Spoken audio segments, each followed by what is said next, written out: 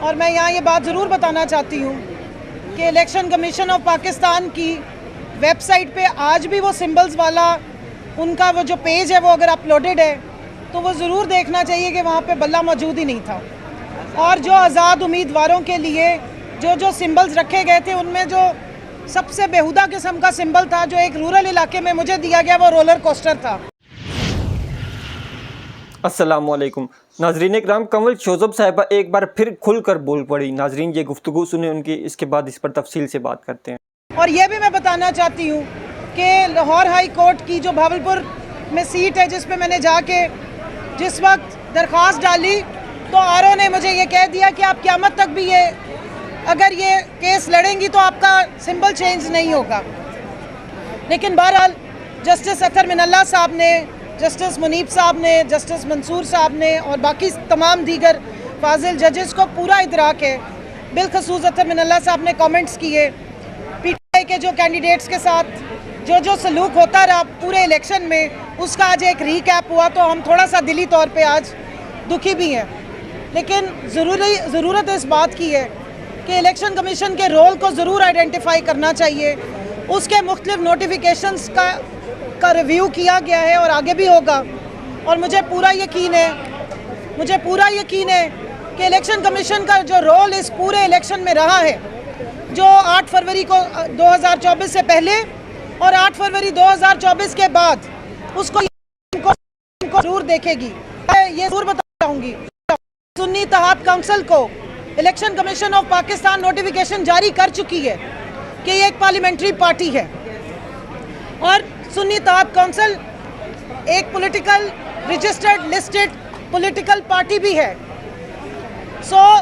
इस पर यह देखना बहुत ज़रूरी है कि तमाम पॉलिटिकल पार्टीज़ जो कि पार्लियामेंट्री पार्टी भी हैं उनको रिज़र्व सीट्स उनकी शेयर के मुताबिक उनकी प्रोपोर्शन ऑफ रिप्रेजेंटेशन और जो सीटें उन्होंने जीती थी जो आइन में लिखा है उसके मुताबिक मिल चुकी थी।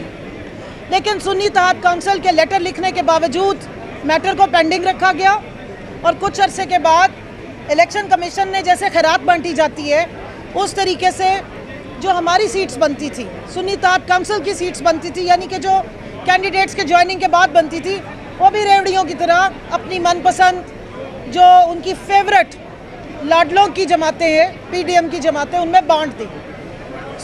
अब इस मैटर क्योंकि सब जुडिस है और मैं भी इसमें पटिशनर हूँ तो मैं ये ज़रूर कहूँगी कि आइन में कुछ जगहों पर हमें ऐसा लगता है कि लकूनाज मौजूद हैं जिसमें डेफिनेशन की या मज़ीद उसको बेहतर करने की ज़रूरत है असम्बली के थ्रू। लेकिन जहाँ तक आइन की कस्टोडियनशिप की बात है उसके लिए आइन में मुकम्मल डायरेक्शन मौजूद है। मौजूदा हालात में जो इस वक्त की सिचुएशन है जिसमें सुन्नी इत्तेहाद काउंसिल इलेक्शन कमीशन की नोटिफाइड पार्लियामेंट्री पार्टी भी है और एक लिस्टेड पॉलिटिकल जमात भी है और इस वक्त नेशनल असम्बली में 82 से ज़्यादा उसके पास सीट्स भी हैं तो फुली क्वालिफाई करती है कि रिज़र्व सीट्स उनको दी जाएँ।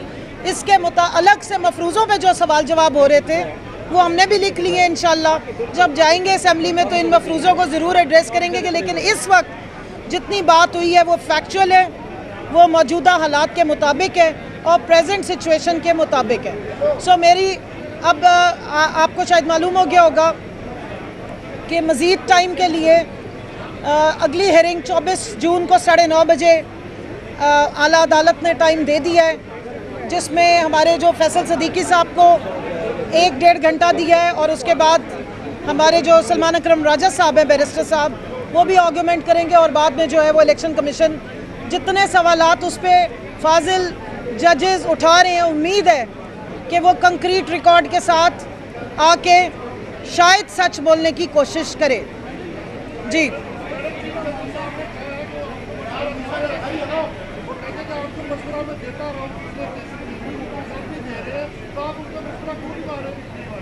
मशवरा मान लिया, लेकिन थोड़ा सा मशवरा और थोड़ी सी ताकीद इलेक्शन कमीशन को भी दे दे जिन्होंने 3 महीने से हमारा केस काबू किया हुआ है, जिनको 1-1 घंटे में वो लोगों के नोटिफिकेशन निकालते हैं और हमारे 3 महीने में भी नहीं निकाले। एक चीज़ मैं यहाँ बता दूँ, 13 जनवरी को जब हमारा बल्ला छीना गया था तो ये ज़हन में रखिए। आइए आ जाए। मैं इतना ज़रूर बताऊंगी कि 13 जनवरी की रात को जब बल्ला चला गया तो बतौर ख़वातीन के राइट्स के हर पॉलिटिकल पार्टी के ऊपर ये ऑब्लिगेशन होती है कि अगर उसने अपना सिंबल कंटिन्यू करना है तो 5% ख़वातीन को कंटेस्ट करने के लिए डायरेक्ट इलेक्शन की सीटें ख़वातीन को दी जाती हैं। बल्ला छीनने के साथ साथ हमारी ख़वातीन से वो 5% डायरेक्ट इलेक्शन कंटेस्ट करने का राइट भी छीन लिया गया था। रिजर्व सीट्स तो हमारी छीनी गई थी। 5% हमारा जो कोटा था ख़वातीन को डायरेक्ट इलेक्शन में सीट्स की एलोकेशन का पूरे पाकिस्तान से, वो भी छीन लिया गया। नाज़रीन इकराम, आपने गुफ्तगू सुनी कंवल शोज़ब साहिबा की। उन्होंने बताया कि किस तरह से जो है उन्हें जो निशान दिया गया बेहुदा किस्म का। नाज़रीन, पाकिस्तान तहरीक इंसाफ से पार्टी का सिंबल लिया गया इलेक्शंस में, लेकिन उसके बावजूद जो भी कैंडिडेट इलेक्शन कॉन्टेस्ट कर रहे थे उनको जो भी निशान दिया गया, यहाँ तक कि अब ये कंवल शोज़ब साहिबा की आपने गुफ्तगू सुनी कि उन्हें रोलर कोस्टर दिया गया, उसके बावजूद मुखालफिन पाकिस्तान तहरीक इंसाफ के कैंडिडेट्स को हरा ना सके। नाज़रीन, पाकिस्तान तहरीक इंसाफ अगर सोचें कि अगर पाकिस्तान तहरीक इंसाफ के पास बल्ला होता तो फिर क्या होता। ये तो इंतखाबी निशान ही, अभी तक कुछ लोगों को तो इंतखाबी निशान का पता ही नहीं था, लेकिन उसके बावजूद पाकिस्तान तहरीक इंसाफ ने जो इलेक्शन कैंपेन की उसके नतीजे में जिस तरह से पाकिस्तान तहरीक इंसाफ के कैंडिडेट्स जीते फॉर्म 45 के मुताबिक, हकीकी MNAs तो वही हैं फॉर्म 45 वाले, जो 47 की हुकूमत बनी है। अब ये मज़ीद चल पाएगी या नहीं चल पाएगी, ये भी इस्लामाबाद की जो 3 सीट्स हैं इसका भी केस चल रहा है। नाज़रीन, आपके ख्याल में क्या होगा आगे, आपने कमेंट्स में बताना है। मुझे दें इजाज़त, अगली वीडियो में आपसे मिलेंगे, तब तक के लिए अल्लाह हाफ़िज़।